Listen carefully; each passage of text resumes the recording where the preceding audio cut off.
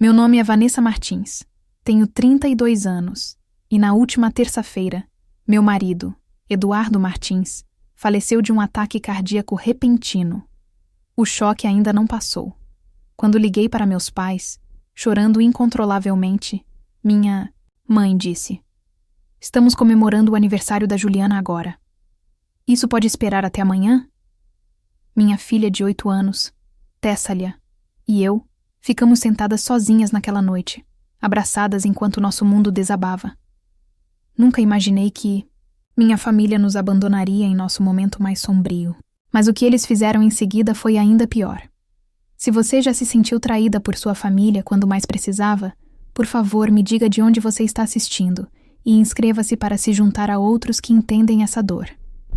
Eduardo e eu nos conhecemos durante nosso 2º ano na Universidade Federal de São Paulo. Eu estava com dificuldades na aula de economia e ele era o charmoso assistente de ensino que ficava depois da aula para me ajudar a entender as curvas de depreciação. A paciência dele foi a primeira coisa pela qual me apaixonei, seguida rapidamente por sua risada contagiante e pelo jeito como seus olhos se enrugavam nos cantos quando sorria. Namoramos durante a faculdade, e ele me pediu em casamento no dia da formatura, escondendo o anel na minha pasta de diplomas. Casamo-nos jovens, aos 23 anos, ignorando os avisos de amigos que diziam que deveríamos experimentar a vida antes de nos estabelecermos. Mas Eduardo era a minha vida. Ele era a pessoa com quem eu queria experimentar tudo. Depois de terminar seu MBA, Eduardo conseguiu um emprego em uma prestigiosa empresa de consultoria financeira em São Paulo, capital. Ele ascendeu rapidamente, impressionando clientes com sua abordagem honesta e preocupação genuína com seu bem-estar financeiro. Ele não era apenas bom com números, ele era bom com pessoas. Essa combinação o tornava excepcional em seu trabalho. Passamos 5 anos maravilhosos juntos, antes de decidirmos tentar ter um bebê. O que pensávamos ser uma jornada fácil se transformou em 3 anos de sofrimento. 2 abortos espontâneos, inúmeras consultas médicas e uma tentativa frustrada de fertilização in vitro depois. Estávamos emocionalmente exaustos e financeiramente esgotados. Começamos a discutir a adoção quando engravidei inesperadamente da Tessalia. A gravidez foi difícil. Fiquei de repouso absoluto nos 2 últimos meses, e o Eduardo trabalhava em casa para cuidar de mim. Ele me trazia café da manhã na cama, massageava meus pés inchados e lia livros sobre gravidez em voz alta para mim e para nossa filha, que ainda não havia nascido. Quando Tessalia finalmente chegou, Eduardo chorou mais do que eu, segurando o corpinho dela contra o peito como se ela fosse de vidro. Por 8 lindos anos, fomos a família que eu sempre sonhei em ter.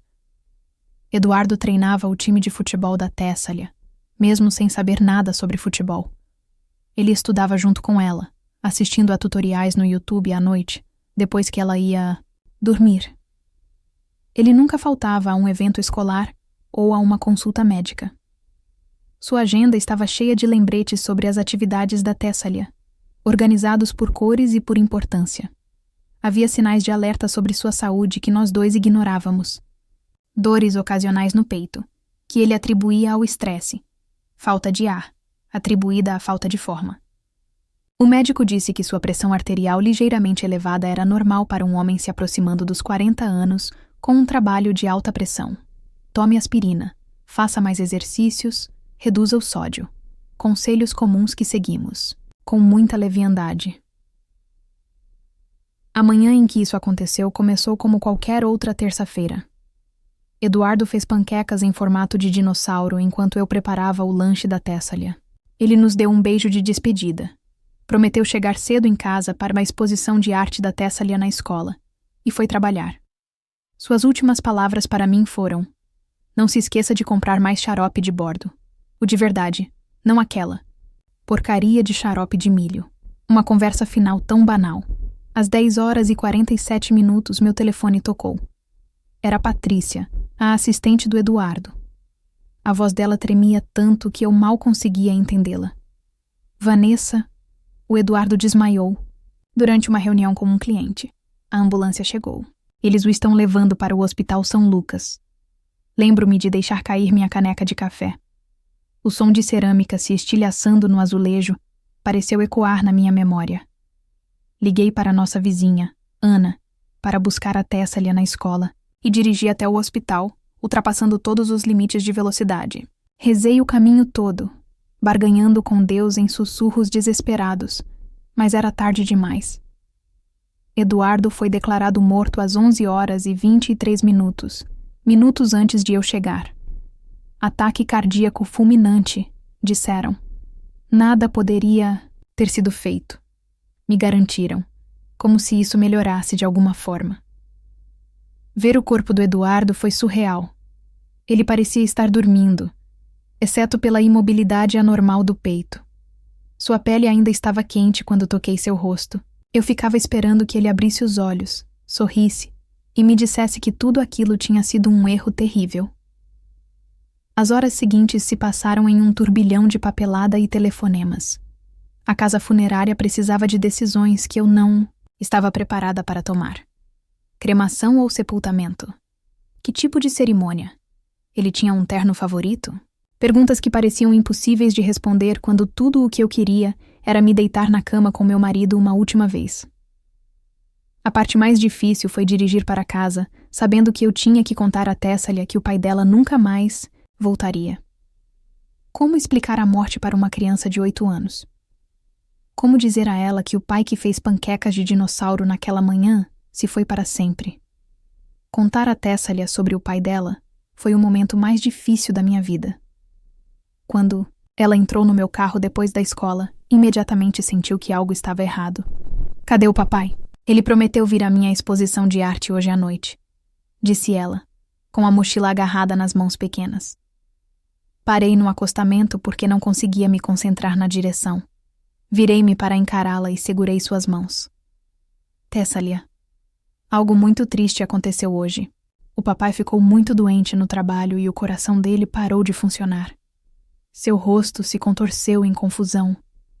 Será que os médicos vão conseguir consertar? A esperança inocente em sua pergunta se rompeu. Algo dentro de mim. Não, querida.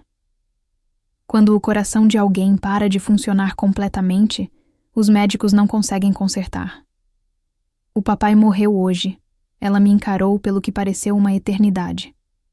Seus olhos azuis, tão parecidos com os do Eduardo, processavam aquela informação incompreensível. Então ela perguntou: isso significa que o papai nunca mais vai voltar para casa? Quando assenti, incapaz de falar em meio às lágrimas, ela soltou um gemido que não parecia humano. Era primitivo, o som puro do coração partido de uma criança. Ela se jogou nos meus braços, seu corpinho tremendo de soluços. Eu quero o papai. Por favor, eu quero o meu papai.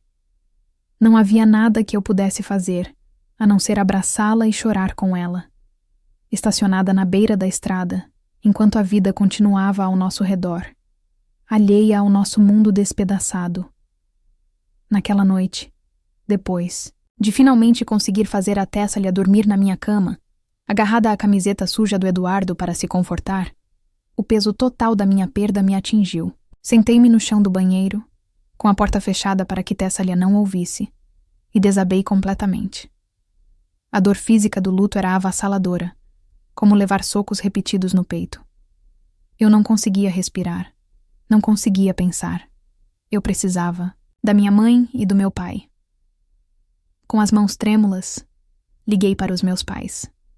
Eles estavam casados há 40 anos. Superaram perdas juntos. Certamente saberiam o que dizer, como me ajudar a superar esse momento difícil.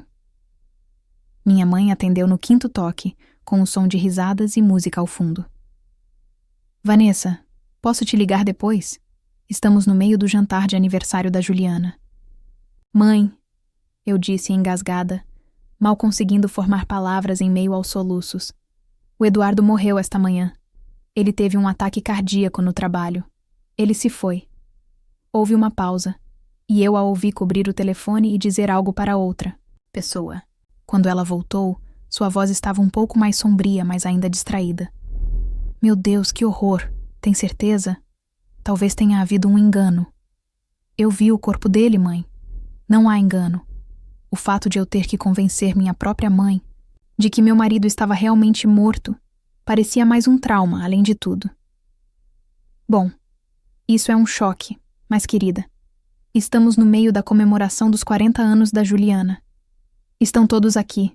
Temos o buffet. Você consegue hoje à noite e a gente passa aí amanhã, quando as coisas se acalmarem? Eu não conseguia acreditar no que estava ouvindo. A festa de aniversário da minha irmã tinha precedência sobre a morte do genro dela, sobre a dor profunda da filha e da neta. Meu pai ligou. Então, Vanessa, que notícia horrível. O seguro de vida do Eduardo estava em dia? Sabe, você deveria ligar para a empresa amanhã cedo. Não estou indo aí agora mesmo. Não o que podemos fazer para ajudar. Mas uma pergunta sobre seguro de vida, enquanto o corpo do meu marido mal esfriava.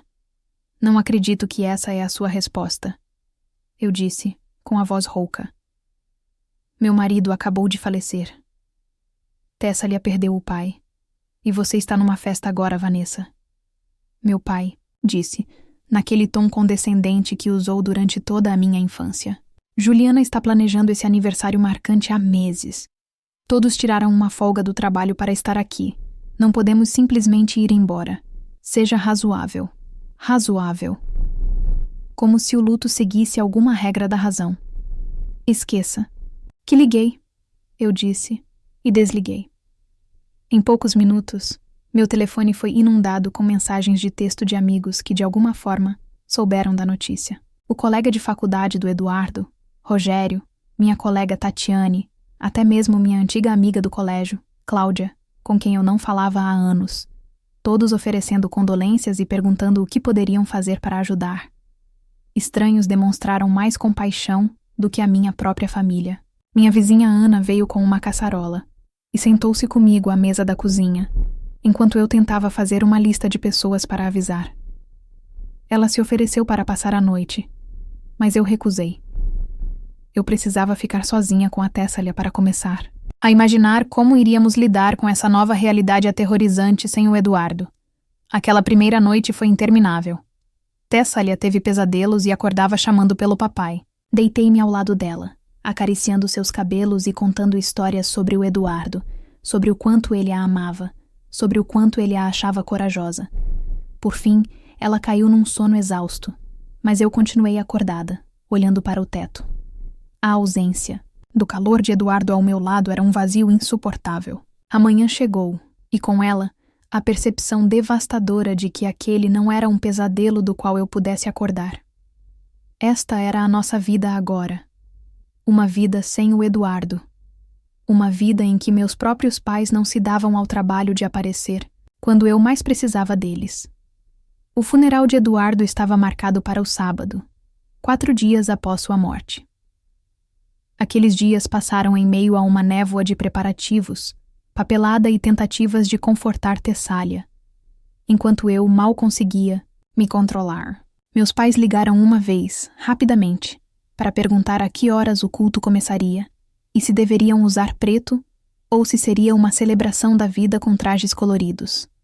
Não se ofereceram para ajudar com os preparativos, nem para perguntar como Tessalia estava lidando com a situação. O dia do funeral amanheceu claro e ensolarado, lindíssimo para uma ocasião tão sombria. Tessalia insistiu em usar um vestido azul, porque o papai sempre dizia que ela parecia uma princesa de azul. Ajudei-a com o cabelo, trançando uma pequena trança na têmpora, como Eduardo costumava fazer em ocasiões especiais. Chegamos à casa funerária 1 hora mais cedo para cumprimentar as pessoas. Os colegas do Eduardo da empresa financeira chegaram primeiro, sombrios em seus ternos escuros, muitos chorando abertamente. Eles haviam perdido não apenas um colega de trabalho, mas um amigo. Cada um deles passou um tempo com Tessalia, compartilhando pequenas histórias sobre seu pai, que ela poderia guardar para sempre. Meus pais e Juliana também deveriam chegar cedo, mas mandaram uma mensagem 20 minutos antes do início do funeral, dizendo que estavam atrasados devido ao trânsito. Eles finalmente entraram enquanto as pessoas estavam sendo acomodadas, causando uma pequena comoção ao encontrarem lugares na primeira fila, que eu havia reservado para a família. Minha mãe me abraçou brevemente, seu perfume inebriante. O trânsito estava horrível, e Juliana teve dificuldade em encontrar algo apropriado para vestir em tão pouco tempo, disse ela. Aviso de última hora, como se a morte de Eduardo fosse um jantar inconveniente. Durante todo o culto, eu estava intensamente ciente de Juliana checando o celular, meu pai olhando para o relógio, minha mãe enxugando os olhos secos para se exibir. Enquanto isso, os colegas de Eduardo e nossos amigos estavam genuinamente perturbados, sua dor palpável e real. Em contraste com o distanciamento da minha família, o irmão do Eduardo, Marcos, demonstrava verdadeira devastação. Ele tinha vindo do Japão, onde dava aulas de inglês, chegando poucas horas antes do culto. Parecia exausto e com os olhos fundos, claramente sem dormir durante a viagem de 30 horas. Sentou-se ao lado de Tessalia, segurando sua mão durante todo o culto, com os mesmos olhos azuis cheios de lágrimas.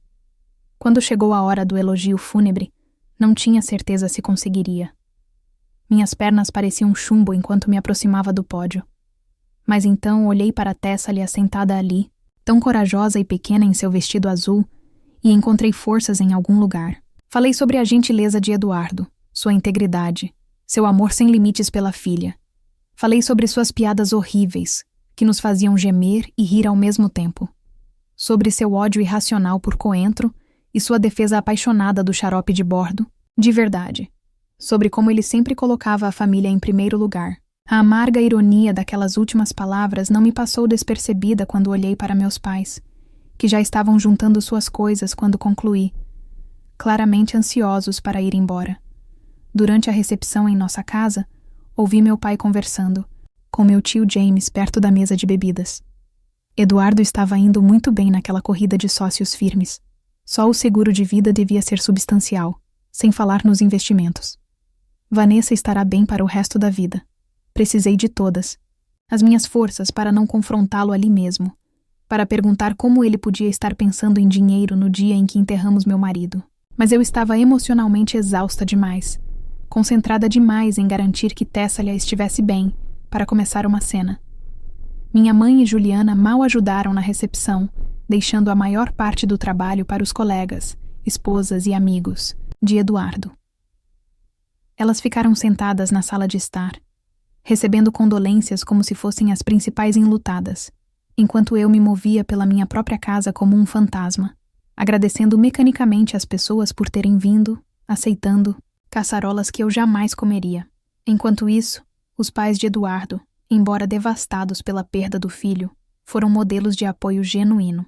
Sua mãe, Diana, assumiu os cuidados com Tessalia durante a recepção, garantindo que ela comesse e protegendo-a de convidados bem-intencionados, mas opressores. Seu pai, Robert, organizou discretamente a limpeza depois, permanecendo até o último convidado ir embora. O contraste entre a família de Eduardo e a minha era forte e doloroso. Enquanto eu observava meus sogros se apoiarem em sua dor, além de encontrar força para me apoiar e apoiar Tessalia, sentia a ausência do mesmo amor dos meus próprios pais como uma ferida física. A vontade de Eduardo foi mencionada brevemente, durante uma conversa com o diretor funerário, mas eu ainda não suportava pensar em assuntos legais. Rodrigo, amigo do Eduardo da Faculdade de Direito, que lidou com nosso planejamento imobiliário, sugeriu gentilmente que esperássemos uma semana ou duas antes de discutir os detalhes. Não há pressa. Ele me garantiu. Tudo está em ordem, e você e Tessalia estão bem fornecidas. Eduardo garantiu isso. Enquanto a casa finalmente se esvaziava de convidados, meus pais e Juliana deram desculpas rápidas sobre como era melhor entrar na estrada antes do anoitecer. Eles partiram com abraços pré-funerários e promessas de voltar em breve. Não se ofereceram para ficar e ajudar na limpeza. Não perguntaram se Tessalia e eu queríamos companhia. Não reconheceram que aquela seria a nossa primeira noite depois de nos despedirmos oficialmente de Eduardo. Em vez disso, os pais e o irmão de Eduardo ficaram. Diana arrumou o quarto de hóspedes para os pais dele e o sofá para Marcos. Estaremos aqui se precisar de alguma coisa durante a noite, disse Diana, abraçando-me com força. Você não está sozinha, Vanessa. Lembre-se disso, mas, deitada na cama naquela noite, ouvindo a respiração suave de Tessalia ao meu lado, Não pude deixar de sentir que, de uma forma crucial, eu estava muito sozinha. As pessoas que deveriam ter sido minha primeira linha de apoio, meu alicerce em tempos de crise, provaram ser indignas desse papel. 2 semanas após o funeral, eu estava sentada à mesa da cozinha, tentando entender a situação do nosso plano de saúde, quando a campainha tocou. Tessalia estava na escola, sua primeira semana de volta desde a morte do pai. Os professores a observavam de perto e me mandavam atualizações regulares, pelas quais eu era grata. Pelo olho mágico, vi meus pais parados na varanda. Meu pai ajeitando a camisa de golfe, minha mãe olhando seu reflexo no espelho compacto. Eu não falava com eles desde o funeral. Eles haviam trocado algumas mensagens genéricas, como pensando em você e espero que esteja bem, mas não houve nenhuma comunicação real. Abri a porta, sem me dar ao trabalho de esconder minha surpresa. Não sabia que você viria. Pensamos em dar uma olhada, ver como você e a Tessalia estão, disse minha mãe, passando por mim e entrando em casa. Ela está na escola? Ótimo. Podemos conversar abertamente. Essa deveria ter sido minha primeira pista de que não era apenas uma visita de apoio, mas eu estava emocionalmente esgotada demais para perceber os sinais de alerta. Eles se acomodaram na sala enquanto eu fazia café, assumindo automaticamente o papel de anfitriã, embora devessem estar cuidando de mim. Quando trouxe as canecas, meu pai estava examinando o novo sistema de som que Eduardo havia instalado apenas 1 mês antes de falecer. Ótima instalação, comentou ele, passando a mão pelos alto-falantes. Eduardo tinha bom gosto para eletrônicos. Tinha mesmo, concordei. O pretérito perfeito ainda me atormentava o coração.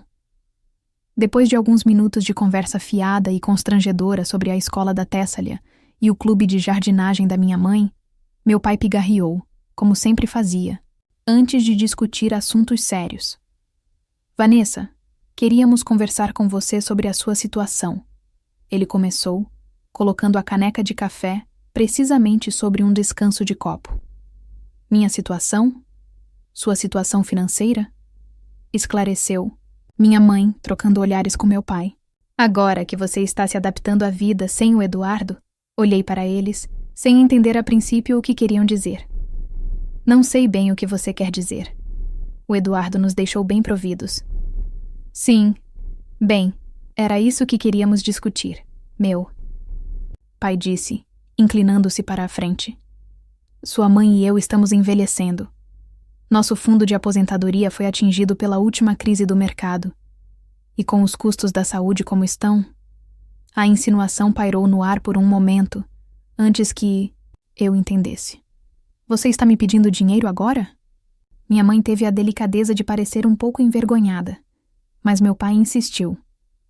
Achamos que, dada a posição do Eduardo na empresa e sua apólice de seguro de vida, você poderia ajudar a família. Afinal, somos seus pais. A audácia do pedido deles me deixou momentaneamente sem palavras.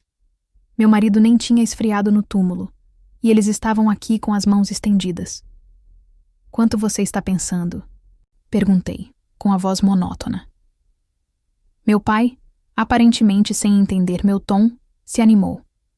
Bem, estávamos pensando que algo substancial faria sentido. Talvez 50% do pagamento do seguro de vida. Isso garantiria nossa aposentadoria e deixaria bastante para você e Tessalia. 50% da pensão alimentícia da minha filha viúva. Para garantir sua aposentadoria. Repeti as palavras lentamente, certificando-me de que entendia. A filha que você não se deu ao trabalho de consolar quando o marido dela morreu porque você estava em uma festa de aniversário. Minha mãe se encolheu, mas meu pai permaneceu imperturbável. Agora, Vanessa, não precisa se emocionar. Com isso, é apenas planejamento financeiro prático. E nós fomos ao funeral? Que generosidade da sua parte comparecer ao funeral do meu marido, disse, com a voz cheia de sarcasmo. Nós a criamos, Vanessa. Minha mãe interrompeu. Pagamos sua faculdade. Ajudamos com a entrada da sua primeira casa. Acho que merecemos alguma consideração agora que você ganhou dinheiro. Ganhou dinheiro? Meu marido morreu. Eu estava gritando agora. toda a dor e a raiva das últimas 2 semanas transbordando. Eu não ganhei na loteria. Perdi o amor da minha vida, o pai da minha filha. E você está tratando isso como se eu tivesse ganhado um prêmio financeiro. A expressão do meu pai endureceu. Não precisa ser dramática. Eduardo sabia dos riscos da sua doença cardíaca. Ele deveria ter se cuidado melhor. E agora que ele se foi, é prático discutir como seus bens devem ser distribuídos. Família deve ajudar, família. Naquele momento, enquanto meu pai culpava Eduardo casualmente pela própria morte, ao mesmo tempo em que tentava lucrar com isso, algo se rompeu dentro de mim. A dor que me deixara passiva e entorpecida por 2 semanas, de repente se cristalizou em uma clareza aguçada. Saia, eu disse baixinho. Vanessa, seja razoável, começou minha mãe.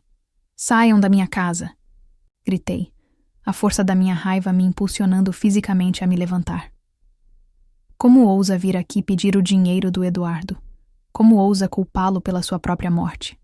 Ele valia 100 vezes mais que você, e você nem se deu ao trabalho de confortar sua própria filha quando ela estava se desintegrando. Meus pais pareceram genuinamente chocados com a minha explosão. Eles nunca tinham me visto tão brava antes, tendo me criado para ser complacente, para evitar conflitos, para ser a boa filha, enquanto Juliana era a exigente. Só estamos pedindo o que é justo, disse meu pai rigidamente, levantando-se. Somos seus pais, Vanessa. Merecemos respeito. Respeito se conquista, respondi com a voz trêmula. E você não conquistou nenhum. Agora saia antes que Tessalia chegue em casa e descubra que tipo de pessoas os avós dela realmente são. Eles saíram furiosos, minha mãe reclamando que eu era ingrata e meu pai resmungando sobre reconsiderar nosso relacionamento. Fechei a porta atrás deles e me joguei no chão, tremendo de raiva e mágoa. Mais tarde, naquela tarde, quando fui buscar a Tessalia na escola, ela parecia mais retraída do que o normal. No carro, ela finalmente falou. Mamãe, por que os vovós estavam aqui em casa hoje? Meu coração apertou. Você os viu? Ela assentiu. A senhora Clara me deixou ir ao banheiro durante a aula de matemática, e eu vi o carro deles da janela da escola. Trouxeram alguma coisa para nós? A pergunta inocente partiu meu coração novamente. Não, querida. Eles só vieram falar comigo sobre coisas de gente grande. Perguntaram sobre o dinheiro do papai? Ela perguntou, me surpreendendo com sua percepção. O que te faz dizer isso? Tessalia olhou para as mãos.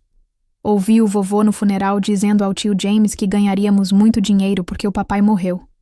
É verdade? O fato de minha filha de 8 anos ter ouvido uma conversa dessas me deixou fisicamente doente. Tessalia, seu pai garantiu que seríamos bem cuidadas. Sim, mas dinheiro não compensa não tê-lo aqui conosco. Ela assentiu sabiamente. Eu daria todo o dinheiro do mundo para ter o papai de volta. Eu também, querida, sussurrei. Eu também. Naquela noite, liguei para o Marcos, que havia retornado ao Japão, mas planejava voltar para uma estadia mais longa durante as férias de verão para nos ajudar na adaptação. Contei a ele sobre a visita dos meus pais e a exigência deles. Você está brincando comigo? Explodiu ele. Eles querem metade do seguro de vida do Eduardo? Isso é loucura, Vanessa. Eu sei. Ainda não consigo acreditar que eles realmente pediram, mas estou preocupada que não deixem passar. Meu pai pode ser muito teimoso quando acha que merece alguma coisa. Marcos ficou em silêncio por um momento. Eduardo conversou comigo sobre seu planejamento financeiro. Sabem, ele era muito detalhista. Queria ter certeza de que Tessalia estaria bem cuidada durante a faculdade e depois, caso algo acontecesse com ele. Ele ficaria furioso com os seus pais tentando tirar essa segurança dela. Eu sei. Eu disse suavemente. A dor familiar de sentir falta do Eduardo se intensificando. Acho que preciso conversar com a Cláudia sobre a situação legal, só para me preparar. É uma boa ideia, concordou Marcos. E Vanessa, não deixe que eles te manipulem. Eduardo protegeu você e a Tessalia por um motivo. No dia seguinte, encontrei-me com Cláudia em seu escritório. Ela se mostrou compreensiva, mas não surpresa com o comportamento dos meus pais. Infelizmente, vejo esse tipo de coisa com mais frequência do que você imagina, disse ela, revisando o testamento e os documentos do seguro de Eduardo. Mas posso garantir que está tudo impecável. Eduardo designou você como a única beneficiária do seguro de vida e das contas de aposentadoria dele. Seus pais não têm absolutamente nenhum direito legal sobre nada disso. Eles poderiam contestar o testamento? Perguntei preocupada. Cláudia balançou a cabeça. O testamento é claro e devidamente executado.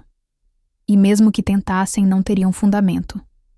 Eduardo estava em sã consciência, e os pais não têm o direito automático de herdar de filhos adultos, especialmente quando há cônjuge e filho. Essa garantia deveria ter me feito sentir melhor, mas ao sair do escritório da Cláudia, meu telefone vibrou com uma série de mensagens de texto dos meus pais e, surpreendentemente, da Juliana, do meu pai. Precisamos discutir essa situação como adultos. Me ligue, da minha mãe. Eu te criei melhor do que isso, Vanessa. Família vem em primeiro lugar, da Juliana. Você sempre foi egoísta, mas isso é pouco até para você. Mamãe e papai merecem mais. A hipocrisia de Juliana, que mal havia tirado os olhos do celular. Durante o funeral de Eduardo, me acusar de egoísmo foi quase risível. Quase, se não fosse tão doloroso. Naquela noite, enquanto Tessalia e eu jantávamos, meu pai ligou. Como não atendi, ele deixou uma mensagem de voz exigindo uma reunião familiar na casa deles no domingo à tarde. Isso diz respeito a todos nós, Vanessa. Esteja lá às 14 horas. Traga a Tessalia. Desliguei o telefone, sem apetite. Envolver Tessalia naquela situação feia era a última coisa que eu queria. Mas talvez fosse hora de deixar tudo claro, para dar um fim definitivo, se necessário. Com a tranquilidade de Thomas quanto aos aspectos legais, me senti mais confiante para me manter firme. Era o vovô? Perguntou Tessalia, empurrando as ervilhas pelo prato. Sim, admiti. Ele quer que a gente vá lá no domingo. Tessalia ficou em silêncio por um momento, depois perguntou. Temos mesmo que ir? O fato de minha filha, que antes adorava visitar os avós, agora parecer relutante dizia muito. Acho que deveríamos, respondi cautelosa. Às vezes é importante encarar as situações difíceis de frente. Ela assentiu, com uma expressão de determinação que me lembrou dolorosamente Eduardo. Ok, mas posso levar alguma coisa comigo? Perguntei, curiosa com sua intensidade, repentina. Só algo que o papai me ensinou sobre se defender, disse ela enigmaticamente. Posso usar o computador depois do jantar? Concordei, imaginando o que minha filha de 8 anos estava planejando, mas confiando que, fosse o que fosse, vinha do bom coração e dos fortes valores que seu pai ajudou a incutir nela. Os dias que se seguiram à visita dos meus pais foram repletos de emoções conflitantes. A tristeza por Eduardo continuou sendo um peso constante, mas agora era agravada pela raiva e pela traição em relação à minha família. Nos momentos de silêncio, enquanto Tessalia dormia, eu me pegava, revisitando memórias da infância, vendo-as sob uma nova luz, crua. Havia o recital de dança em que meus pais saíam cedo para ir aos jogos de softball da Juliana, mas nunca o contrário. O Natal em que ganhei roupas práticas, enquanto a Juliana ganhava os materiais de arte caros que ambas tínhamos pedido. Forma como minhas conquistas acadêmicas eram esperadas, enquanto as notas de Juliana no CG eram celebradas como um esforço máximo. Pequenas desigualdades que pareciam insignificantes individualmente, mas formavam um padrão quando vistas coletivamente. Liguei para a assistente de Patrícia, que se tornara uma amiga nas semanas desde a morte dele. Será que estou exagerando? Perguntei a ela depois de explicar a exigência dos meus pais. É normal sentir tanta raiva, ou é só a tristeza piorando tudo? Vanessa, disse ela com firmeza. Se meus pais tivessem feito isso comigo, estariam mortos para mim. O que eles fizeram é mais do que inapropriado. É cruel. A validação dela ajudou, assim como a longa conversa com Marcos naquela noite. Ele estava planejando tirar uma licença do cargo de professor para vir morar conosco por alguns meses. Uma gentileza que me fez chorar. O Eduardo me fez prometer, explicou anos atrás, quando você estava grávida da Tessália, que eu estaria lá para vocês dois se algo acontecesse com ele. Pretendo cumprir essa promessa. O contraste entre a lealdade de Marcos aos desejos do irmão e o comportamento dos meus pais não poderia ter sido mais gritante. Enquanto isso, Tessália estava estranhamente concentrada em algum projeto em que trabalhava em seu quarto, curvada sobre a mesa com lápis de cor e papel. Quando perguntei o que ela estava fazendo, ela apenas sorriu secretamente e disse: algo importante para domingo. No sábado, decidi revisar os documentos financeiros de Misenizine. Eduardo com mais cuidado, querendo estar totalmente informada antes do confronto com minha família. Eduardo tinha sido meticuloso com nossas finanças, mantendo tudo organizado em um arquivo no escritório em casa. Ao examinar as pastas, encontrei um envelope lacrado com meu nome escrito à mão por Eduardo. Com as mãos trêmulas, abri e encontrei uma carta datada de apenas 3 meses antes, mais ou menos na época do último exame físico dele. Minha querida Vanessa, começava assim: se você está lendo isso, significa que as preocupações do médico com o meu coração eram mais sérias do que eu deixei transparecer.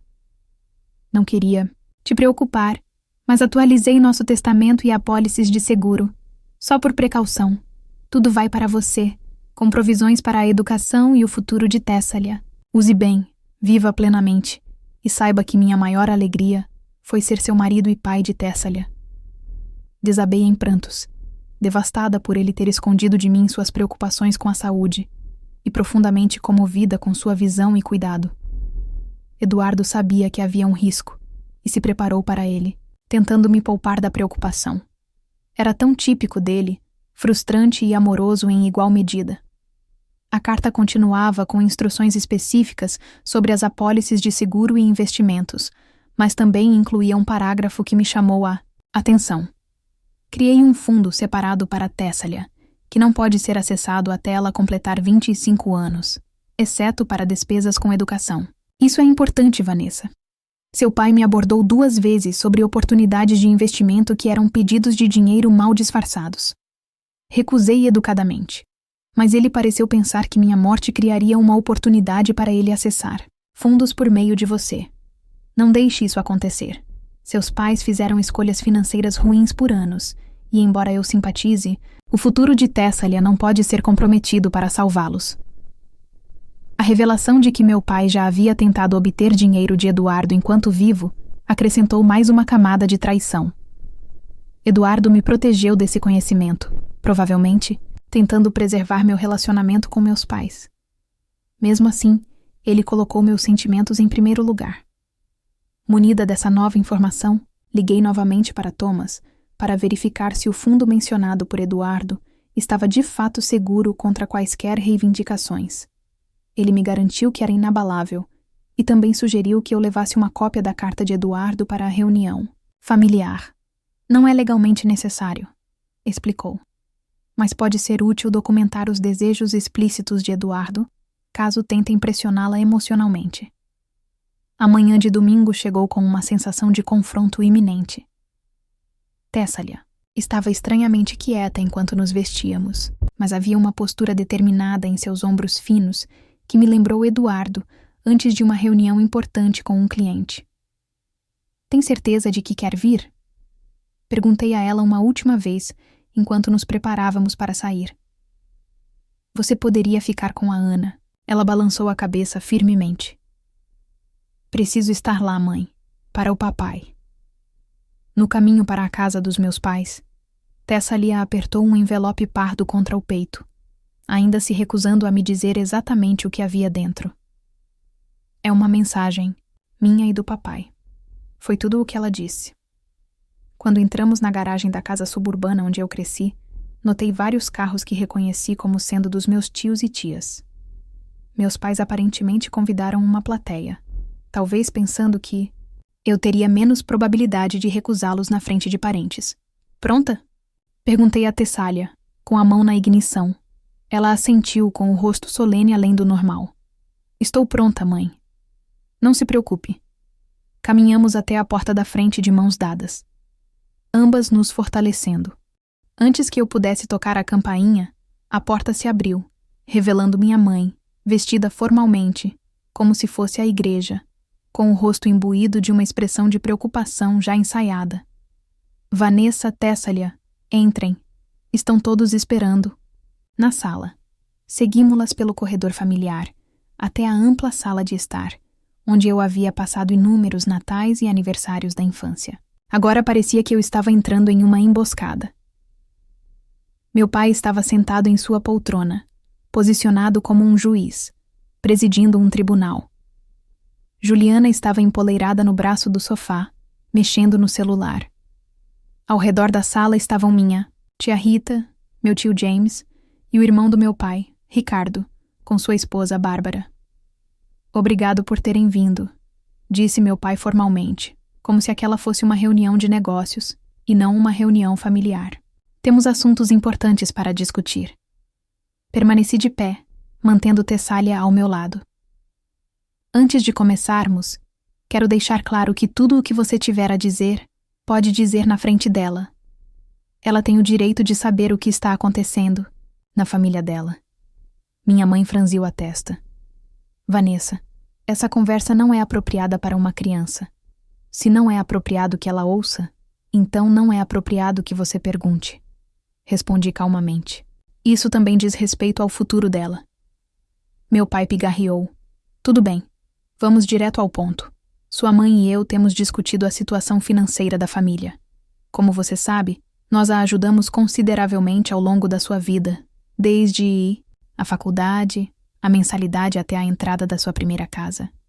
Engoli a resposta de que eles tinham pago metade do preço da minha educação do que da escola de artes da Juliana, que ela nunca concluiu. Não era hora para velhas queixas. Acreditamos, continuou ele, que, dada a substancial vantagem que você recebeu com o falecimento do Eduardo, é justo que você ajude a família em troca. Estamos propondo uma distribuição que garantiria nossa aposentadoria e também forneceria alguma assistência à Juliana, que, como você sabe, tem enfrentado dificuldades financeiras como artista. Juliana levantou os olhos do celular por tempo, suficiente para me dar um sorriso presunçoso, como se a morte do meu marido fosse um equilíbrio cósmico entre nós. Preparei um detalhamento do que consideramos uma distribuição justa, disse meu pai, me entregando um documento impresso. Como você verá, estamos sugerindo que 50% do valor do seguro de vida seja destinado à sua mãe e a mim, com mais 15% destinados a Juliana. Examinei o documento que detalhava não apenas porcentagens, mas também valores reais em reais. De alguma forma, eles descobriram o valor exato da apólice de seguro de vida do Eduardo, provavelmente por meio do meu tio James, que trabalhava no setor de seguros. Você quer 65% do dinheiro que deveria garantir o futuro da minha filha depois da perda do pai? Perguntei categoricamente. Dinheiro que o Eduardo ganhou e destinou especificamente para nós. Família cuida da família, Vanessa. Minha mãe interrompeu. Seu pai e eu estamos envelhecendo. Nossas despesas médicas estão aumentando, e você precisa pensar no panorama geral. No panorama geral? Repeti. Como quando você não se deu ao trabalho de ir embora da festa de aniversário da Juliana quando meu marido morreu. Nesse panorama geral. Um silêncio desconfortável tomou conta da sala. Minha tia Rita se remexeu na cadeira, parecendo envergonhada. Pelo menos alguém teve a decência de reconhecer o quão inapropriado tudo aquilo era. Agora, Vanessa, disse. Meu pai, em seu tom condescendente, pedimos desculpas por esse momento infeliz. Mas você precisa entender que tínhamos convidados de fora da cidade. Não podíamos simplesmente ir embora. Na verdade, vocês poderiam ter ido, respondi. Vocês escolheram não ir. Isso não é produtivo, interrompeu Juliana. A questão é que, de repente, você ficou rica enquanto o resto de nós está lutando. Mamãe e papai se sacrificaram por você a vida toda. Eles merecem segurança na velhice. E a segurança da Tessalia? Me perguntei, elevando a voz, apesar dos meus esforços para manter a calma. Você acha que o céu morreu para que você pudesse comprar um carro novo ou fazer cruzeiros? Esse dinheiro é para o futuro da filha dele. Meu pai se levantou com o rosto se retorcendo. Agora ouça aqui. Nós somos seus pais. Nós a criamos, alimentamos e vestimos. Você nos deve respeito e consideração. Respeito? Eu ri amargamente. Você não demonstrou a mim ou a Tessalia um pingo de respeito ou preocupação genuína desde que o Eduardo morreu. Você só se importa com o que pode obter de nós. Isso não é verdade.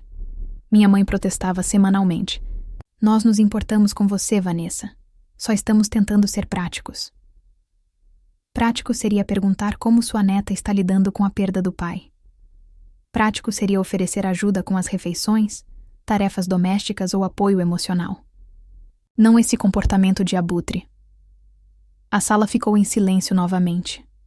Meu tio Ricardo olhou para o chão, desconfortável, enquanto sua esposa Bárbara encarava meu pai, claramente tão horrorizada quanto eu. Nesse silêncio tenso, Tessalia subitamente deu um passo à frente, ainda segurando seu envelope. Eu tenho algo a dizer, anunciou com uma voz clara e forte que assustou a todos. Minha mãe tentou um sorriso condescendente. Querida, os adultos estão falando de coisas importantes agora. Tessalia manteve-se firme, canalizando a confiança silenciosa do Eduardo.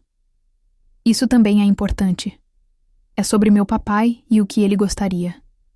Todos os olhares se voltaram para ela, aquela pequena figura tão corajosamente no centro do conflito adulto. Até Juliana largou o celular. Papai me ensinou que, quando as pessoas mostram quem realmente são, você deve acreditar nelas, disse Tessalia, com a voz apenas ligeiramente trêmula. E quando as pessoas só aparecem quando querem alguma coisa, elas não são realmente família. Ela se virou para encarar meus pais. Vocês não vieram nos ver quando o papai morreu. Vocês não ajudaram a mamãe quando ela chorava todas as noites. Vocês não me perguntaram se eu estava bem ou se eu precisava de alguma coisa. Vocês só vieram quando queriam dinheiro. A verdade nua e crua da boca de uma criança de 8 anos parecia soar diferente de quando eu dizia coisas semelhantes. O rosto cuidadosamente composto da minha mãe se contraiu levemente, enquanto meu pai parecia sem palavras. Tessalia abriu o envelope e tirou uma folha de papel. Fiz algo para você porque sei que foi por isso que você veio nos ver. Ela se aproximou e entregou o papel ao meu pai. Era um desenho de criança, mas ao olhá-lo por cima do ombro dele, vi que tinha sido desenhado para parecer uma fatura. No topo, com a letra cuidadosa de Tessalia, lia-se: Conta por amor e apoio verdadeiros. Abaixo, havia itens como estar, presente quando o papai morreu, era 0, não fornecido. Ajudar a mamãe quando ela estava triste, era 0, não fornecido. Me abraçar quando chorei pelo papai, era 0, não fornecido. Ser a voz de verdade, inestimável, mas não pago.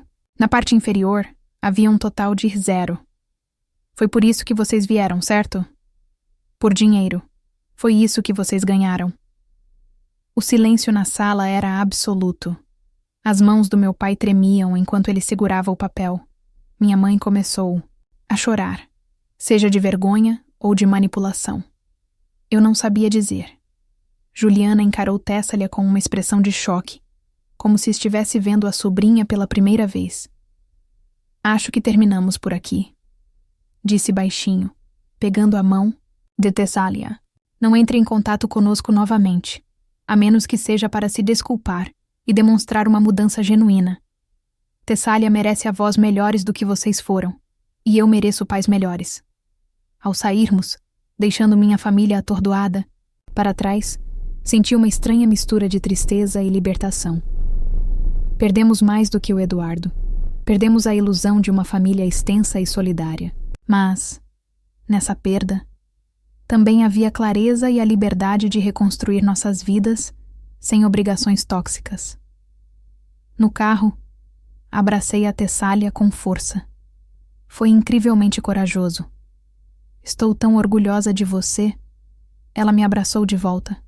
Papai sempre dizia que temos que defender o que é certo, mesmo quando é difícil. Eu estava certa, mãe? Sim, querida, assegurei-lhe com lágrimas escorrendo pelo rosto. O caminho até a casa dos meus pais tinha sido tenso, com a Tessalia, estranhamente quieta ao meu lado, aquele envelope pardo apertado com força em suas mãozinhas. Eu estava tão concentrada em me preparar para o confronto com meus pais, que não prestei atenção suficiente ao que minha filha estava planejando. Agora, enquanto nos afastávamos, da casa onde cresci, senti em partes iguais orgulho pela coragem dela e tristeza por ter que crescer tão rápido. Tessalia, como você teve essa ideia para a conta? Perguntei enquanto voltávamos para casa. Ela olhou pela janela por um momento antes de responder. Papai e eu estávamos assistindo a um filme uma vez, em que alguém dava uma conta para uma pessoa má. Papai disse que às vezes as pessoas precisam ver no papel o que realmente valem. Sua voz falhou um pouco. Acho que o vovô e a vovó precisavam ver que não tem tido muito valor para nós ultimamente. A sabedoria em suas palavras, ecoando os valores do Eduardo, trouxe novas lágrimas aos meus olhos. Seu papai ficaria tão orgulhoso de você hoje, eu disse a ela, estendendo a mão para apertar a dela. Eu também. Meu telefone começou a vibrar incessantemente com ligações e mensagens da minha família, mas ignorei todas. Não se tratava de uma negociação. Era um limite sendo firmemente estabelecido. Quaisquer consequências desse confronto teriam que esperar até que Tessalia e eu processássemos o que havia acontecido. Quando chegamos em casa, Marcos estava esperando na nossa varanda. Ele tinha chegado cedo do Japão, querendo nos surpreender, e Ana tinha lhe dado a chave reserva para esperar lá dentro. Vê-lo tão parecido com Eduardo nos gestos e no sorriso foi doloroso e reconfortante. Como foi? Perguntou ele, nos abraçando. A tia Tessalia foi incrível, declarou Tessalia antes que eu pudesse responder. Ela enfrentou o vovô e o fez perceber que estava sendo maldoso com o dinheiro do papai. Marcos ergueu uma sobrancelha para mim. Tia Tessalia. Sorri, apesar de tudo. Aparentemente, fui promovida de mãe para a tia Tessalia por pontos de bravura. Durante o jantar, contamos a Marcos tudo o que tinha acontecido na casa dos meus pais. Sua expressão escureceu quando descrevi o plano de distribuição do meu pai, mas ele abriu um sorriso orgulhoso quando Tessalia explicou sua ideia para a fatura. Isso é o típico Eduardo, disse ele, despenteando o cabelo de Tessalia. Resolução criativa de problemas com a dose certa de culpa merecida. Naquela noite, depois que Tessalia foi dormir, Marcos e eu sentamos na cozinha tomando chá e conversando sobre os próximos passos. Eles vão tentar de novo, ele me avisou. Pessoas como seus pais não desistem facilmente quando há dinheiro envolvido. Assenti, lembrando da persistência teimosa do meu pai durante toda a minha infância. Eu sei, mas não vou ceder. Não só porque é errado, mas porque trairia os desejos explícitos do Eduardo. Você já pensou no que isso significa para o seu relacionamento com eles daqui para frente? Perguntou Marcos gentilmente. Era uma pergunta que eu vinha evitando, desde o confronto. Não sei, admiti. Parte de mim quer cortar o contato completamente. Eles mostraram suas verdadeiras cores tão claramente, mas outra parte se pergunta se isso é justo com a Tessalia. Eles são os únicos avós dela do meu lado. Avós ruins são melhores que nenhum avô? Marcos contrapôs. Qualidade em vez de quantidade, certo? Ele tinha razão.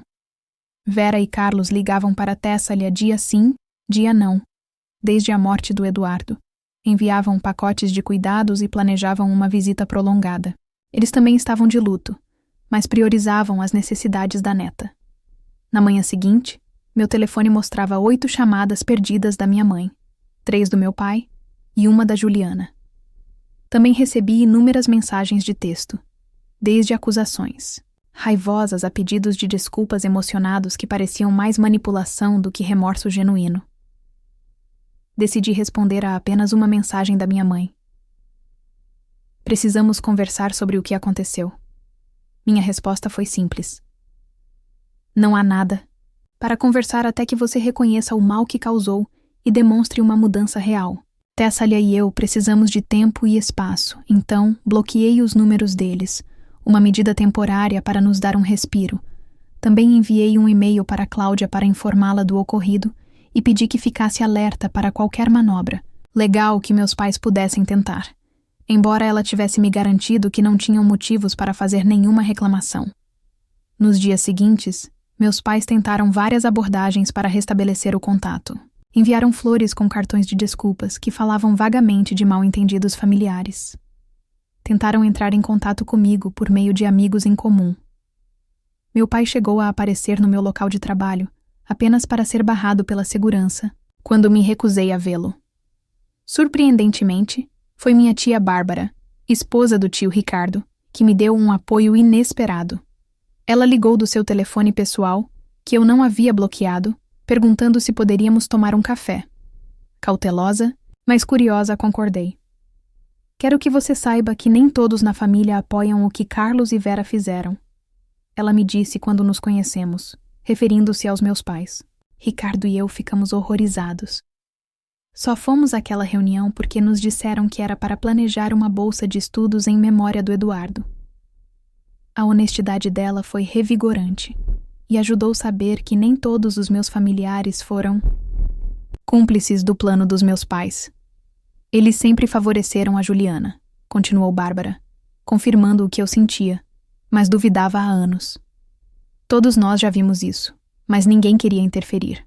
Talvez devêssemos ter interferido. Uma semana após o confronto, recebi uma carta formal do meu pai, escrita em seu papel timbrado, como se para dar peso às suas palavras. Afirmava que, a menos que eu estivesse disposta a chegar a um acordo financeiro razoável com eles seriam forçados a reconsiderar completamente nosso relacionamento com você e Tessalia. A ideia de que eles nos cortariam o contato era para ser ameaçadora, suponho. Em vez disso, parecia uma permissão para seguir em frente sem o fardo de relacionamentos tóxicos. Arquivei a carta com Cláudia, caso fosse necessária como prova das intenções deles. 2 semanas após o nosso confronto, minha mãe tentou uma nova tática, aparecendo na escola da Tessalia na hora de buscar as crianças. Felizmente, eu já havia informado a escola sobre a situação e eles me ligaram imediatamente. Quando cheguei, a diretora, educadamente, mas com firmeza, pediu à minha mãe que se retirasse, lembrando-a de que apenas pessoas autorizadas poderiam interagir com os alunos. Parada no estacionamento da escola, minha mãe parecia menor, menos imponente do que durante toda a minha infância. Você está colocando todo mundo contra nós, ela acusou ao me ver. Não, mãe. Suas próprias ações estão fazendo isso, respondi calmamente. Por favor, não volte para a escola da Tessalia. Se você quer reconstruir um relacionamento conosco, precisa começar com respeito aos nossos limites. Nós somos seus pais. Ela protestou, com lágrimas nos olhos. Você não pode simplesmente nos excluir da sua vida. Eu não vou excluir você, esclareci. Estou pedindo que você dê um passo para trás e reconsidere como quer fazer parte da nossa vida. Vocês querem ser os avós que apoiam e amam a Tessalia, incondicionalmente? Ou aqueles que viram a morte do pai dela como uma oportunidade financeira? A escolha é sua, mas há consequências de qualquer maneira. Ela não tinha uma resposta para isso, e nos separamos sem solução. Foi o último contato direto que tive com qualquer um dos meus pais por quase 2 meses. Durante esse tempo, concentrei-me em Tessalia, em começar a construir nosso novo normal sem o Eduardo, mas com o apoio daqueles que realmente se importavam conosco. Marcos ficou conosco por 3 meses. Sua presença era um lembrete diário do Eduardo da melhor maneira possível. Ele ensinou Tessalia a jogar xadrez, algo que o Eduardo tinha planejado fazer. Ele me ajudou a organizar os pertences do Eduardo quando finalmente estive pronta, compartilhando histórias e memórias que tornaram a tarefa dolorosa suportável. Os pais do Eduardo visitaram por períodos prolongados, enchendo nossa casa de calor e amor genuíno. Vera ensinou Tessalia a assar os biscoitos favoritos do Eduardo, mantendo uma conexão com o pai por meio de atividades compartilhadas. Carlos a levava para pescar, pacientemente, mostrando-lhe como dar os nós que Eduardo aprendera com ele décadas antes. Enquanto isso, Notícias sobre o comportamento dos meus pais se espalhavam pela família. A tia Rita ligou para se desculpar por sua presença na emboscada da compra, explicando que lhe disseram que era uma reunião para discutir o apoio que nos dariam. O tio James, que inicialmente parecia estar alinhado com meu pai, enviou um cartão expressando seu arrependimento por não ter se manifestado durante o confronto. Até a Juliana acabou enviando um e-mail que, embora não chegasse a ser um pedido de desculpas completo, reconhecia que o momento dos pedidos financeiros deles havia sido insensível. Não era grande coisa, mas foi a primeira vez em nossas vidas adultas que ela admitiu ter cometido algum erro. 3 meses após a morte do Eduardo, no que seria nosso 13º aniversário de casamento, recebi outra carta dos meus pais. Esta veio em um envelope simples, escrita à mão em vez de digitada em papel timbrado comercial. Foi a primeira comunicação deles que pareceu potencialmente genuína. Queridas Vanessa e Tessalia, começou assim. Passamos as últimas semanas refletindo sobre nosso comportamento e a dor que causamos a vocês durante um período de perda já insuportável. Não há desculpas para o que fizemos. Permitimos que a ganância e o interesse próprio se sobrepusessem ao nosso amor e à nossa responsabilidade como pais e avós.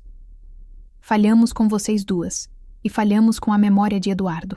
A carta prosseguia, com reconhecimentos específicos de suas ações, desde a ausência no funeral até a tentativa de obter um auxílio financeiro, sem a linguagem vaga de seus pedidos de desculpas anteriores. Eles não pediram perdão nem que o contato fosse retomado. Apenas expressaram a esperança de que um dia possamos ter a oportunidade de demonstrar, por meio de ações, não de palavras, que podemos mudar. Li a carta várias vezes, tentando avaliar sua sinceridade. Depois, mostrei-a a Marcos antes de decidir se a compartilharia com Tessalia. Parece diferente das outras tentativas, ele observou com cautela. Menos manipuladora, mais responsável, mas em última análise, é você quem decide se acredita ou não. Guardei a carta, ainda não pronta para decidir como ou se responderia. A ferida ainda estava muito aberta, a traição muito profunda. O tempo diria se o remorso deles era genuíno ou apenas mais uma estratégia. Por enquanto, Tessalia e eu estávamos focadas na cura, em construir nossa vida sem Eduardo, mas com seus valores e amor como base. O que acontecesse com meus pais seria determinado por suas ações futuras, não por promessas ou pedidos de desculpas, por mais bem elaborados que fossem. Enquanto Marcos se preparava para retornar ao Japão com planos de visitá-las novamente, em breve, ele me ajudou a organizar uma cerimônia em memória ao aniversário de Eduardo. Ao contrário do funeral, que havia sido sóbrio e formal, esta foi uma celebração da vida de Eduardo realizada em nosso quintal, com sua comida de churrasco e músicas favoritas. Amigos e colegas compartilharam histórias engraçadas sobre Eduardo. Os pais dele trouxeram álbuns de fotos da infância dele. Tessalia me presenteou com um livro de memórias que ela mesma havia criado, cheio de ingressos, bilhetes e lembranças de atividades com o pai. Meus pais e Juliana, que não tinham sido convidados, estavam notavelmente ausentes. Era um limite que eu precisava manter por enquanto, criando um espaço seguro para o luto e as lembranças, sem a tensão que a presença deles traria. À medida que a festa terminava e os convidados começavam a ir embora, Tessalia puxou minha manga. "Mãe, podemos convidar a vovó e o vovô da próxima vez?" Perguntou ela baixinho. "Que avós, querida?" Perguntei, embora soubesse a quem ela se referia. "Os pais da mamãe", esclareceu ela. "Aqueles que pediram dinheiro. Acho que o papai gostaria que dessemos outra chance a eles se realmente se arrependessem." A compaixão dela, tão parecida com a de Eduardo, me fez chorar. "Veremos", prometi a ela. "Se eles nos mostrarem que realmente mudaram, talvez na próxima vez." Não era exatamente perdão, ainda não. Mas era uma abertura, uma possibilidade de que o futuro pudesse incluir alguma forma de reconciliação. Por enquanto, era o suficiente. O confronto do envelope marcou uma virada em nossas vidas. Logo após o ocorrido, a divisão na minha família extensa foi gritante e dolorosa. Alguns parentes se posicionaram firmemente ao lado dos meus pais. me vendo como a filha ingrata que se recusava a ajudar a família. Outros reconheceram a natureza inadequada das exigências dos meus pais e ofereceram apoio silencioso. Minha tia, Bárbara, se tornou uma aliada inesperada, ligando regularmente para saber como Tessalia e eu estávamos e, ocasionalmente, compartilhando notícias da família sem pressão ou julgamento. O tio Ricardo, embora menos presente, demonstrou seu apoio enviando livros e kits de ciências para Tessalia, lembrando-se de seus interesses de uma forma que meus pais raramente faziam. A reação mais surpreendente veio da minha sobrinha Tatiane, filha de Juliana, que estava na casa dos 20 anos. Ela entrou em contato por e-mail cerca de 1 mês após o confronto. Sempre vi como a vovó e o vovô tratavam você de forma diferente da mamãe, escreveu ela. O que eles fizeram depois da morte de Eduardo foi imperdoável. E quero que você saiba que nem todos na família acham que você está errada por se manter firme. A mensagem dela significou mais do que ela poderia imaginar. Validação de uma fonte inesperada de que eu não era louca ou egoísta por proteger o futuro de Tessalia. A reação inicial dos meus pais ao serem cortados foi uma campanha de manipulação.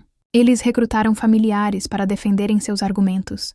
Enviaram e-mails que os induziam à culpa e até tentaram usar a escola de Tessalia como ponto de contato. Quando esses esforços falharam, eles mudaram de tática para ameaças mais diretas, sugerindo que poderiam contestar o testamento, apesar de não terem fundamento legal para isso. Thomas, amigo advogado de Eduardo, respondeu a essas ameaças com uma carta jurídica redigida com firmeza, descrevendo a infundada insistência em quaisquer alegações potenciais e as possíveis consequências do assédio. Depois disso, a pressão direta diminuiu, embora as consequências emocionais continuassem. Ao longo desse período difícil, fiquei surpresa com a quantidade de pessoas que se ofereceram para nos apoiar. Os colegas de Eduardo criaram um fundo para a faculdade de Tessalia, separado do que Eduardo já havia organizado. Minha vizinha, Ana, professora aposentada, ajudava Tessalia com a lição de casa quando o luto dificultava a concentração. Até meu chefe da empresa de arquitetura, onde trabalhei como gerente de escritório, mostrou compaixão inesperada, permitindo-me horários flexíveis para participar de aconselhamento de luto com Tessalia. 6 meses após a morte de Eduardo, Marcos voltou para outra visita prolongada. Desta vez, com notícias. Estou transferindo para uma universidade aqui, anunciou durante o jantar uma noite. Me ofereceram uma vaga no departamento de linguística a partir do próximo semestre. Você vai voltar para o Brasil? Perguntei surpresa. Marcos morava no Japão havia quase 1 década. Ele assentiu, olhando para Tessalia, que estava praticamente pulando de alegria. Eduardo me fez prometer que estaria aqui para vocês duas. É mais fácil cumprir essa promessa se eu estiver no mesmo país, idealmente na mesma cidade. A decisão de reconfigurar nossas vidas sem o Eduardo não foi simples, mas ter o Marcos por perto tornou tudo mais fácil.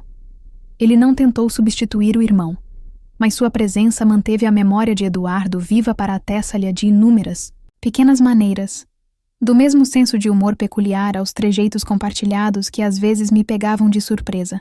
No aniversário de 9 anos da Tessalia, 4 meses após o confronto com meus pais, recebi outra carta deles. Esta veio com um presente modesto para a Tessalia, um livro sobre astronomia que realmente se alinhava com seus interesses, sugerindo um nível de reflexão que faltava em presentes anteriores, itens de princesa rosa com os quais ela nunca se importou. A carta reconhecia a mágoa que haviam causado e pedia não dinheiro ou mesmo perdão, mas simplesmente a oportunidade de ver a Tessalia no aniversário dela, mesmo que apenas por 15 minutos em um local público de sua escolha, com você presente o tempo todo. Depois de conversar com Tessalia, que se mostrou cautelosamente aberta à ideia, marquei um breve encontro em sua sorveteria favorita. Estabeleci limites claros na minha resposta. Não se tratava de uma retomada das relações normais, mas de um primeiro passo provisório que dependeria inteiramente do comportamento deles. A reunião foi constrangedora, mas surpreendentemente livre de drama. Meus pais pareciam genuinamente ocupados, concentrados inteiramente em Tessalia, fazendo perguntas apropriadas sobre a escola e seus interesses, sem mencionar dinheiro, conflitos do passado ou fazer exigências. Eles claramente haviam ensaiado a abordagem, mas o esforço em si Demonstrou uma disposição para mudar que eu não esperava. Quando estávamos indo embora, meu pai perguntou baixinho: será que poderíamos fazer isso de novo algum dia? Talvez no mês que vem? Foi a falta de direito em seu pedido, a compreensão de que o acesso à neta era um privilégio a ser conquistado e não um direito a ser exigido, que me fez considerar a ideia. Veremos, respondi. Te aviso. Esse início hesitante levou a visitas ocasionais e cuidadosamente estruturadas ao longo dos meses seguintes. Meus pais permaneceram em liberdade condicional, por assim dizer, mas respeitaram consistentemente os limites que estabeleci. Nunca mais mencionaram dinheiro. Nunca tentaram ver Tessalia sem a minha permissão e, aos poucos, demonstraram por meio de ações em vez de palavras, que entendiam o dano que haviam causado. 1 ano após a morte de Eduardo, realizamos uma cerimônia em sua memória no aniversário da morte. Ao contrário do confronto de alguns meses antes, optei por convidar meus pais, deixando claro que aquele era um teste significativo do comprometimento deles em reconstruir nosso relacionamento. Para meu alívio, eles vieram com a devida seriedade e apoio, trazendo um álbum de fotos do Eduardo em reuniões familiares que eu nem sabia que existiam. Eles permaneceram em segundo plano, sem focar o dia neles ou em seu relacionamento comigo, mas simplesmente honrando a memória de Eduardo, juntamente com todos os outros que o amaram. Depois do culto, minha mãe se aproximou de mim cautelosamente. Estamos consultando um terapeuta familiar, confessou. Tentando entender onde erramos tanto, não apenas depois da morte do Eduardo, mas ao longo da vida. Tem sido esclarecedor.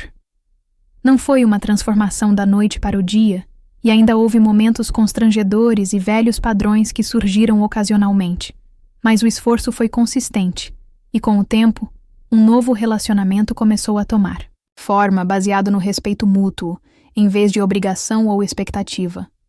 Juliana demorou mais para se recuperar. Sua reação inicial ao ser impedida de acessar o dinheiro de Eduardo foi de raiva e ressentimento, manifestados em postagens maldosas nas redes sociais e tentativas de colocar os familiares contra mim.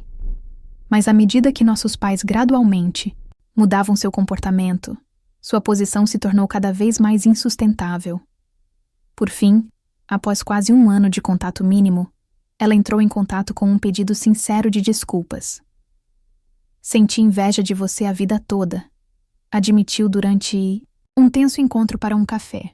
Você sempre foi a inteligente, a responsável. Quando o Eduardo morreu e te deixou financeiramente estável, isso só aumentou toda a minha insegurança. Isso não justifica o que eu fiz, mas quero que você saiba que estou trabalhando nisso. Foi talvez a conversa mais honesta que já tivemos como irmãs. Não restaurou nosso relacionamento imediatamente, mas abriu uma porta para a possibilidade de uma conexão mais saudável no futuro. Quanto a Tessalia e eu, a jornada pelo luto era contínua, mas em evolução. A dor aguda e constante da perda, precoce e gradualmente, se transformou em algo mais administrável, uma tristeza que podia coexistir com momentos de alegria e esperança. Tessalia ainda tinha noites em que chorava pelo pai, mas também tinha dias repletos de risos e das preocupações, típicas de uma criança de 9 anos. Com a ajuda de Thomas, criei uma fundação em nome de Eduardo que oferecia educação financeira para comunidades carentes, algo pelo qual ele era apaixonado. Administrar a fundação me deu um propósito que ia além da sobrevivência diária e me conectou com pessoas que compartilhavam os valores de Eduardo. No 2º aniversário da morte dele, levei Tessalia ao seu lugar favorito perto do lago. Sentamos em um banco observando a água, lembrando dele juntos. Mãe, disse Tessália pensativa. Acho que o envelope que dei ao vovô e à vovó os ajudou. O que te faz dizer isso? Perguntei. Bem, eles estão diferentes agora. Eles ouvem mais. Perguntam sobre os meus sentimentos. Lembram-se dos livros que eu gosto. Ela pegou uma pedra e a jogou na água, como Eduardo havia lhe ensinado. Papai sempre dizia: às vezes, as pessoas precisam se ver com clareza antes de mudarem. Seu pai era muito sábio, concordei, impressionada mais uma vez com a percepção e a resiliência da minha filha. Ainda sinto falta dele todos os dias, disse ela. Mas acho que ele ficaria feliz com a nossa evolução, você não acha? Coloquei meu braço em volta dela. Essa criança extraordinária que carregava tanto do pai dentro de si. Sim, querida. Acho que ele ficaria muito orgulhoso de nós. Duas. A verdade é que a perda de Eduardo revelou exatamente quem em nossas vidas era verdadeiramente família e quem não era. Alguns relacionamentos foram irreparavelmente danificados, enquanto outros se aprofundaram de maneiras que eu jamais esperava. Novas conexões se formaram, criando um sistema de apoio baseado em cuidado genuíno em vez de obrigação. Meus pais agora eram figuras cautelosas em nossas vidas, trabalhando para reconquistar a confiança, uma interação respeitosa de cada vez. Marcos se tornou uma presença constante e amorosa, um tio que levava seu papel a sério. Os pais de Eduardo continuaram, sendo avós dedicados. O amor deles por Tessalia era uma extensão direta do amor que sentiam pelo filho. E Tessalia e eu tínhamos uma à outra, unidas não apenas pela dor, mas pela experiência compartilhada de nos defendermos e descobrirmos nossa própria força no processo. A herança que meus pais tanto cobiçavam permaneceu intocada, exceto pelas despesas de subsistência e pelo fundo para a educação de Tessalia. A segurança material que Eduardo nos proporcionou foi valiosa, mas seu verdadeiro legado estava nos valores que ele nos incutiu, na coragem que inspirou e no amor que continuou a guiar nossas escolhas. Enquanto voltávamos do lago naquele dia, Tessalia segurou a minha mão. Acho que a melhor maneira de lembrar do papai é ser gentil, mas forte como ele foi, disse ela. Ajudar as pessoas, mas não deixar que se aproveitem. É exatamente isso, concordei, apertando a mão dela. É assim que o honramos todos os dias. A jornada do luto não é linear, e a cura não significa esquecer. Ainda há dias em que a ausência de Eduardo parece uma ferida física, em que o procuro enquanto durmo, ou começo a lhe dizer algo antes de me lembrar que ele não está mais lá. Mas esses momentos não definem mais nossas vidas. Em vez disso, aprendemos a carregá-lo conosco, nas escolhas que fazemos, nos limites que mantemos e no amor que continuamos a compartilhar. A família que emergiu da nossa perda não é a que eu esperava ter, mas é construída sobre uma base de cuidado e respeito genuínos, mais forte por ter sido testada. Se você já sofreu traição familiar durante o luto, ou teve que se defender contra aqueles que deveriam tê-lo apoiado, espero que nossa história o lembre de que você não está sozinho. Às vezes, os limites mais difíceis de estabelecer são com as pessoas que aprendemos a vida toda a aceitar. Mas proteger a si mesmo e a quem depende de você não é egoísmo, é necessidade. Compartilhe suas experiências nos comentários se sentir confortável. Curta e inscreva-se, se esta história ressoou com você, e lembre-se de que família é definida por amor e respeito, não apenas por laços de sangue. Obrigado por ouvir nossa jornada e desejo a você força para honrar seu próprio valor em todos os seus relacionamentos.